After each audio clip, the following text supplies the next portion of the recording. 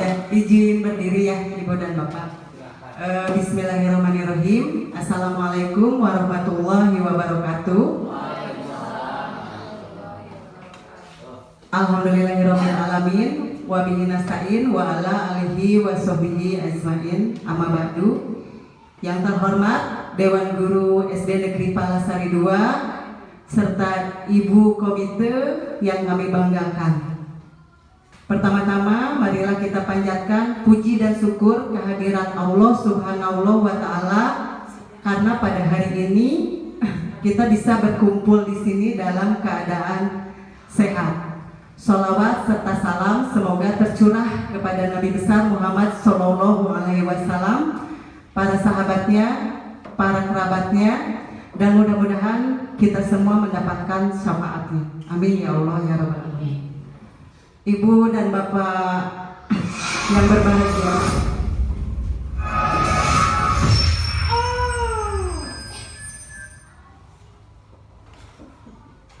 Ibu dan Bapak yang berbahagia, saya ucapkan terima kasih yang sebesar-besarnya karena pada hari ini Ibu dan Bapak berkenan hadir di acara ini.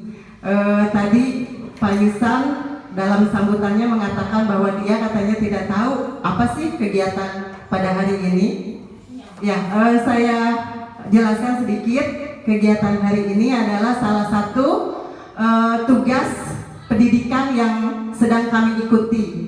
Jadi saya dan Bu Sari tengah mengikuti kegiatan calon guru penggerak yang insya Allah akan berakhir di bulan Juli. Nah, salah satu tugasnya yaitu diseminasi atau berbagi apa-apa saja yang telah kami pelajari di kegiatan guru penggerak. Makanya saya ucapkan terima kasih karena di tengah kesibukan Ibu dan Bapak berkenan hadir dalam acara ini. Terima kasih yang sebesar-besarnya. Kemudian saya di sini sedang belajar ya Ibu dan Bapak. Jadi mohon maaf apabila dalam penyampaian materi ada banyak kekurangan. Saya mohon saran dan kritiknya mungkin yang sifatnya membangun dan memperbaiki kualitas saya sebagai pendidik. Baiklah Ibu dan Bapak, diseminasi pada hari ini yaitu tentang budaya positif. Next. Budaya positif ini terdiri dari 6 subtopik. Yang pertama, kedua, dan ketiga insya Allah akan disampaikan oleh saya.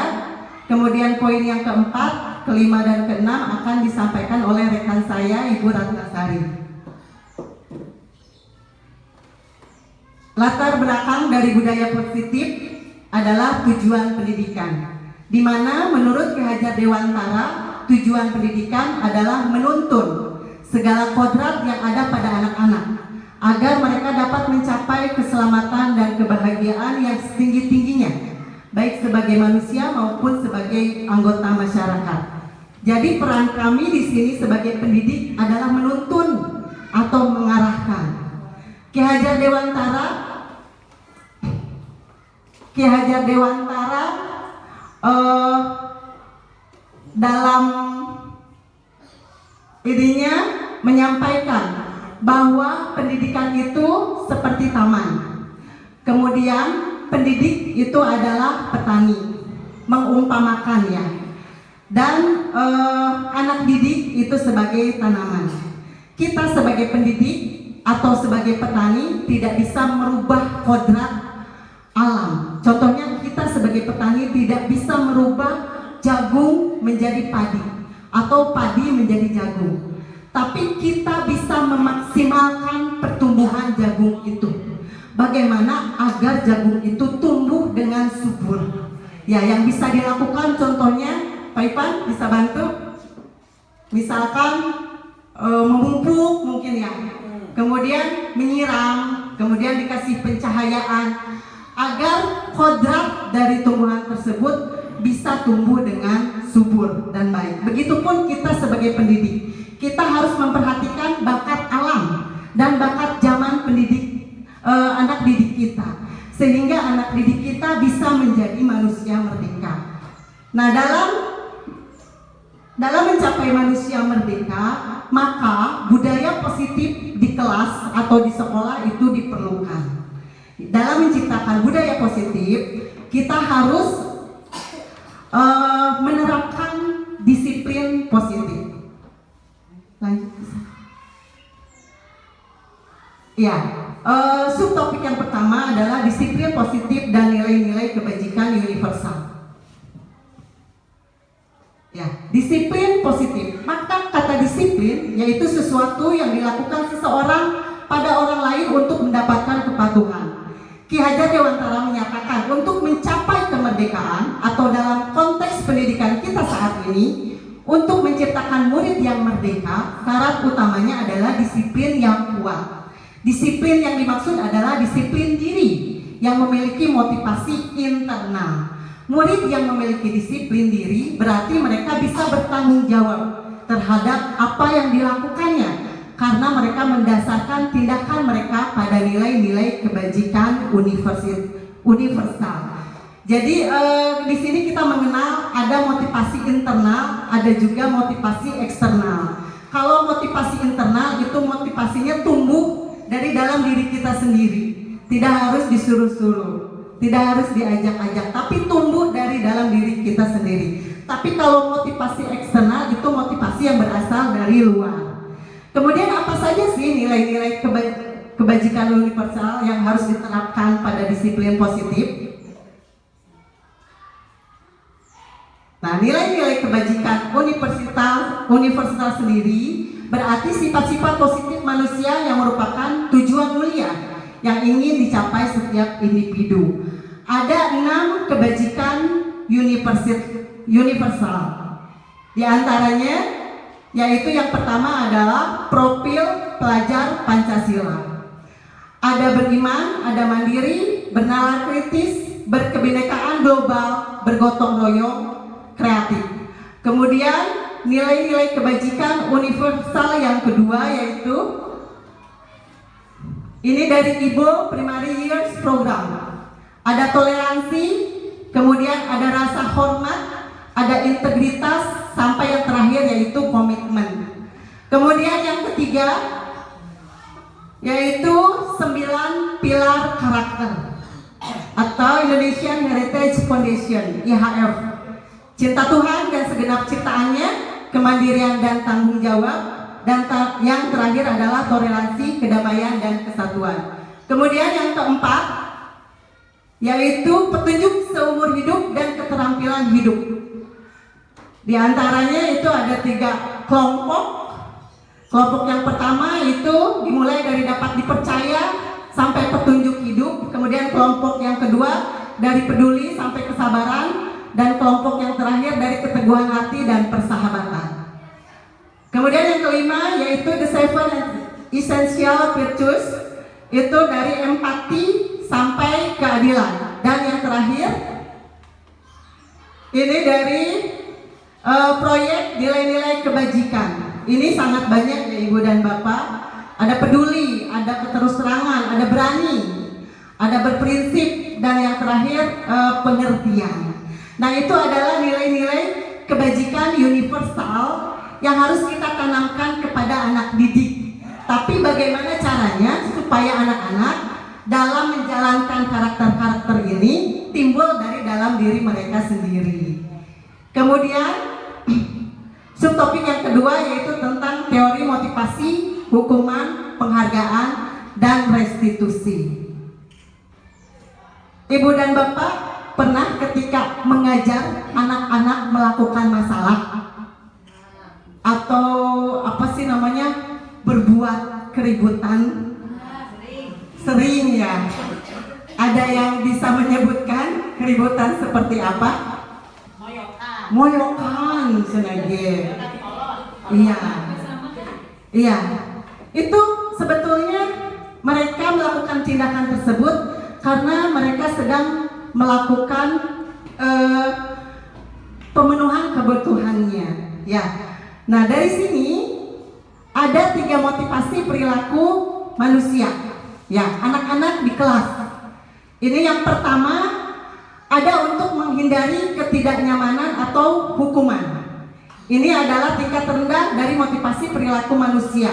Biasanya orang yang motivasi perilakunya untuk menghindari hukuman atau ketidaknyamanan akan bertanya, apa sih yang akan terjadi apabila saya tidak melakukannya? Contohnya, misalkan kalau anak tidak mengerjakan PR, apa sih yang akan terjadi kalau saya tidak mengerjakan PR?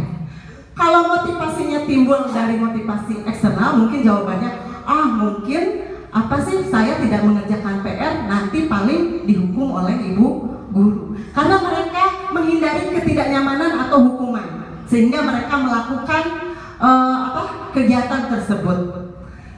Kemudian sebenarnya mereka sedang menghindari permasalahan yang mungkin muncul dan berpengaruh pada mereka secara fisik, fisiologis maupun tidak terpenuhinya kebutuhan mereka bila mereka tidak melakukan tindakan tersebut. Ya, motivasi ini bersifat eksternal, jadi dorongannya dari luar. Kemudian yang kedua, ini untuk mendapatkan imbalan atau penghargaan dari orang lain. Ini berada di atas satu tingkat di atas motivasi yang pertama. Di sini orang berperilaku untuk mendapatkan imbalan atau penghargaan dari orang lain.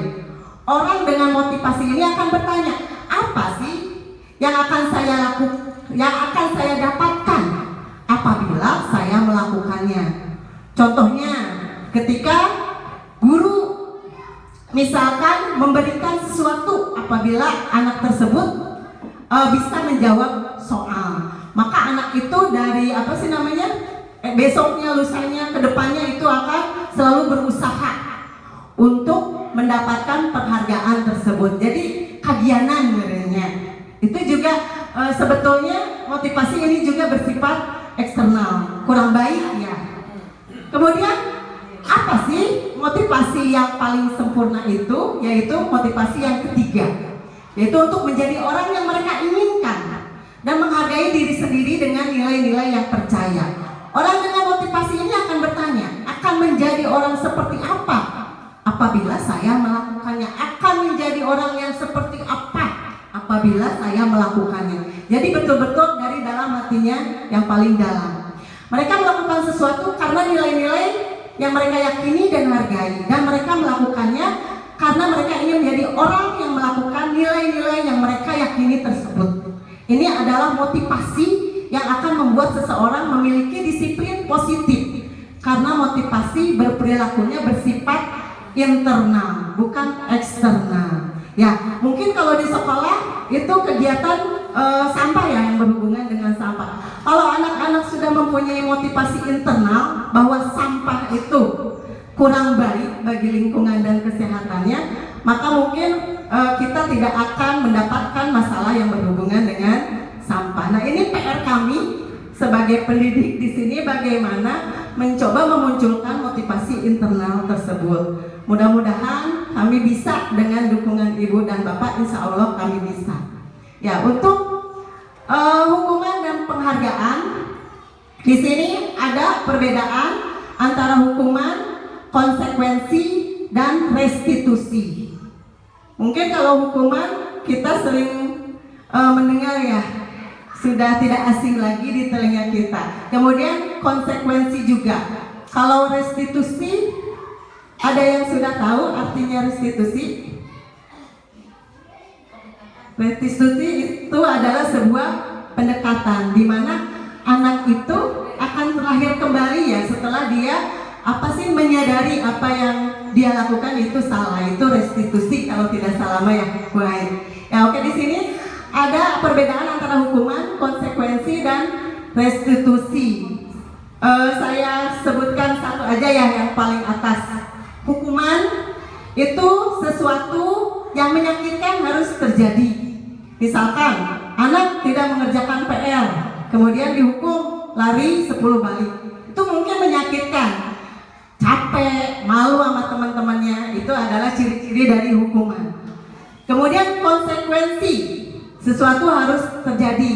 Misalkan ada anak yang menyobekkan kertas, kemudian oleh gurunya anak yang menyobekkan kertas temannya tersebut diminta untuk mengganti. Itu konsekuensi. karena dia tadi telah menyobekan kertas temannya, jadi harus diganti gitu. Itu ciri-ciri dari konsekuensi. Kemudian yang ketiga adalah restitusi. Restitusi merupakan pilihan. Jadi di sini guru apa sih namanya, anak yang melakukan kesalahan itu diajak ngobrol dulu. Apa sih yang mereka inginkan setelah mereka melakukan kesalahan tersebut? Kemudian dibimbing sehingga anak didik tersebut menyadari kesalahannya dan timbul motivasi internal agar mereka memperbaiki kesalahan mereka tersebut. Ya. Nah, ini adalah hukuman. Hukuman bersikap tidak terencana atau tiba-tiba. Anak atau murid tidak tahu apa yang akan terjadi dan tidak dilibatkan. Hukuman bersifat satu arah dari pihak guru yang memberikan, dan murid hanya menerima suatu hukuman tanpa melalui suatu kesepakatan atau pengarahan dari pihak guru baik sebelum atau sesudahnya. Hukuman yang diberikan bisa berupa fisik maupun psikis. Murid atau anak disakiti oleh suatu perbuatan atau kata-kata. Itu adalah ciri-ciri dari hukuman. Dan kemudian kalau konsekuensi sudah terencana atau sudah disepakati. Jadi anak-anak, misalkan kita ngobrol dulu dengan anak, kalau semisalkan kalian membuang sampah sembarangan, maka konsekuensinya kalian harus memungut sampah tersebut. Itu sudah direncanakan sebelumnya, udah dibicarakan dengan anak-anak. Kemudian restitusi adalah proses menciptakan kondisi bagi murid untuk memperbaiki kesalahan mereka sehingga mereka bisa kembali pada kelompok mereka dengan karakter yang lebih kuat. Oke, next kita. Oke, subtopik yang ketiga yaitu keyakinan kelas. Definisi dari keyakinan yaitu nilai-nilai kebajikan universal yang tadi 6 yang telah saya bacakan ya Ibu dan Bapak, yang disepakati secara tersirat dan tersurat lepas dari latar belakang suku, negara, bahasa maupun agama. Keyakinan kelas dengan peraturan atau tata tertib mungkin sedikit berbeda ya Ibu Bapak. Kalau keyakinan kelas itu kita menyepakatinya dengan anak-anak. Kita mau bagaimana sih di kelas supaya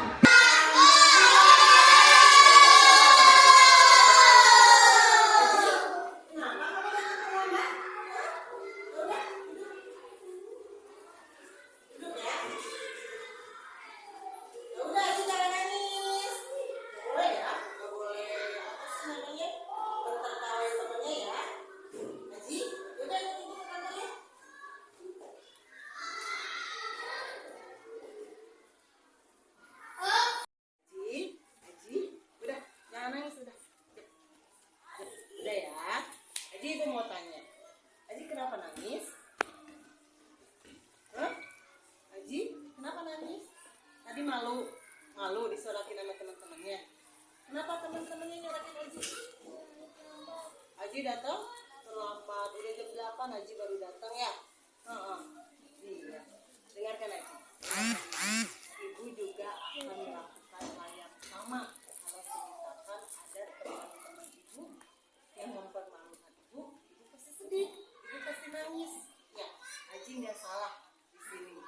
Ya. Kemudian ibu mau tanya, kenapa Aji datang terlambat?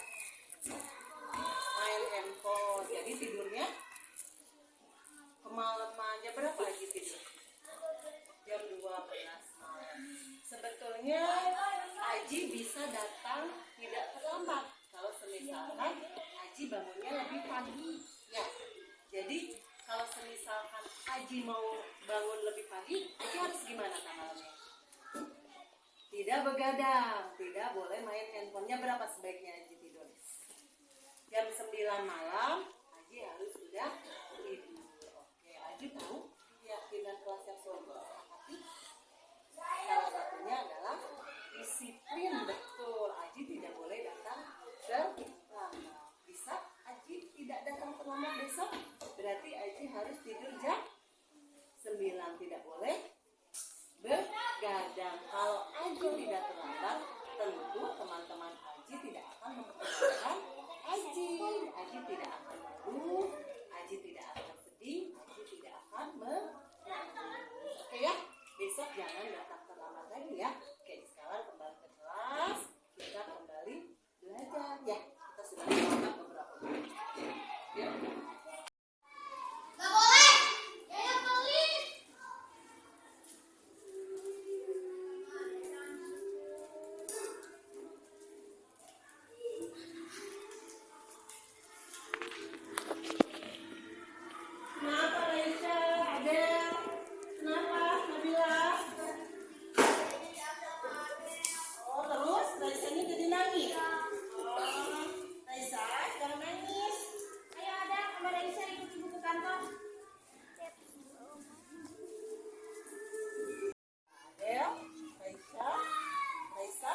nangis? Udah, jangan nangis Raisa. Jep ya. Jep. Udah Jep, Raisa. Gak boleh nangis. Ya. Ada ya? Gak boleh marah ya. Kalian tahu kenapa kalian ibu panggil ke sini? Tahu? Kenapa? Karena kalian tadi berantem ya, berebut sesuatu ya. Iya, Raisa. Kenapa tadi kamu marah? Kenapa tadi kamu nangis? Adelnya ngerebut gunting. Raisa nggak boleh. Guntingnya dipinjam sama Adel. Adel kenapa marah? Yayanya pelit. Iya. Ya, dengarkan ibu ya. Ibu juga pasti akan melakukan hal yang sama dengan apa yang dilakukan oleh Raisa dan apa yang dilakukan oleh Adel. Ya, kalau semisalkan Raisa punya sesuatu terus ibu pinjam, ya pasti Raisa akan marah. Ya, kalau semisalkan Raisa tidak memberikan apa yang ibu pinjam, ya sebaliknya begitu juga dengan Adel. Ya, kalian tahu apa yang kalian lakukan itu salah? Kalian ingat dengan kesepakatan kelas yang kita buat? Apa? Kita harus saling menyayangi dengan sesama teman ya. Jadi kalian nggak boleh berantem ya. Jadi nanti ibu harap kalian bisa lebih menghargai teman kalian ya. Adel jangan memaksa. Kalau Raisa tidak mau mengasih pinjam barang Raisa, Adel jangan maksa. Raisa juga jangan pelit ya. Kan teman. Adel sama Raisa teman kan? Iya. Oke ya. Sekarang nggak ada yang berantem ya. Sok silakan salaman. Salaman dulu. Senyum. Ya. Nggak boleh nangis. Adanya nggak boleh galak. Kembali ke kelas dan belajar bersama teman kalian. Nggak boleh berantem lagi ya. Assalamualaikum warahmatullahi wabarakatuh. Waalaikumsalam warahmatullahi wabarakatuh. Baiklah anak-anak, pada hari ini, hari Senin, tanggal 9 Januari tahun 2023, alhamdulillah kalian sekarang bisa masuk di semester 2 ya, kelas 5 tahun pelajaran 2022-2023. 6 bulan lagi kalian akan menjadi kelas 6. Itu mari semangat belajar supaya kalian semuanya naik ke kelas 6. Nah, pada awal semester ini ibu akan membuat kita ya, bukan hanya ibu tapi kita akan membuat keyakinan kelas. Apa itu keyakinan kelas? Ada yang tahu nggak keyakinan kelas itu? Apaan Ibu jelaskan di sini ya. Keyakinan kelas adalah semacam aturan, semacam tata tertib, peraturan yang disepakati oleh kita bersama. Ibu sebagai guru dan kalian sebagai siswa menyepakati sebuah keyakinan kelas. Keyakinan kelas itu berisi tentang peraturan atau tata tertib yang bisa membuat kelas kita nyaman belajarnya, tertib belajarnya, kemudian hasil dari belajar kalian juga akan bagus, akan maksimal. Keyakinan kelas itu bisa memuat tentang kebersihan, tentang kedisiplinan, tentang apa sih? Berinteraksi dengan sesama dan lain sebagainya. Ya, dari sini ibu akan membagikan kertas kosong. Ya, kertas kosong. Nanti kalian di sini tulis kira-kira keyakinan kelas apa yang akan kalian sepakati. Contoh keyakinan kelas. Ya, misalkan berhubungan dengan kebersihan, menjaga kebersihan kelas. Ini bisa. Ya, ini berhubungan dengan kebersihan.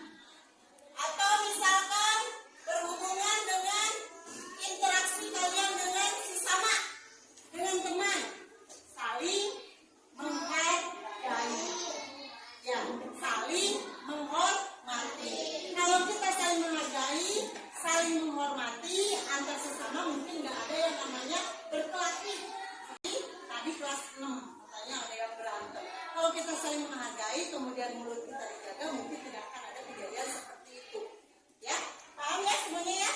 Boleh tentang apapun yang berhubungan dengan kelas kita, dengan ketertiban kelas kita, kalian tuliskan di sini. Nanti kalau sudah kalian tempel di papan tulis, nanti kita baca satu persatu, kita gabungkan mana aja yang sama kata-katanya, kemudian kita susun menjadi sebuah keyakinan kelas. Paham? Ada yang ditanyakan? Irfan, tolong bantu. Salma, tolong bagikan teman-temannya aja. Irfan, barisan depan aja. Lagi boleh? Barisan. Kurang boleh, kalau kurang lagi. Aja boleh? Mas gitu gitu. Udah? Enggak ya. Oh, boleh? Iqbal, Nova, boleh? Tukerin Boleh Pak. tulis? Iqbal.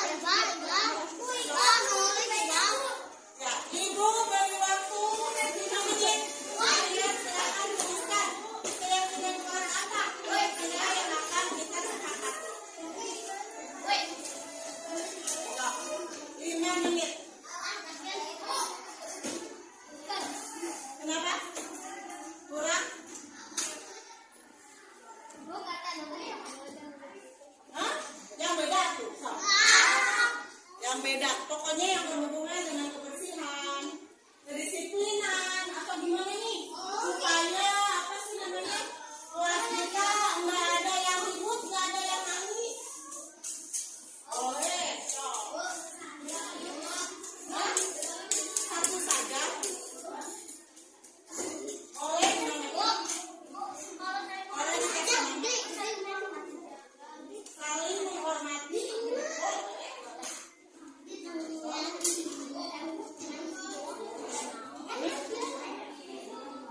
Kerjasama boleh, tapi nanti beda ya. Beda. Assalamualaikum warahmatullahi wabarakatuh. Saya Nursari Dewi, guru SD Negeri Kalasari 2. Setelah saya mengikuti diseminasi budaya positif yang dipaparkan oleh Ibu Yulianti, saya menjadi paham bahwa menerapkan disiplin positif yang tumbuh dari diri sendiri sangat penting untuk menciptakan pembelajaran yang berpihak pada murid. Saran saya dalam menyampaikan materi lebih runtut dan lebih spesifik sehingga materi dapat mudah dipahami dan dapat diterapkan langsung di sekolah kepada siswa-siswi SDN Kalasari 2. Terima kasih.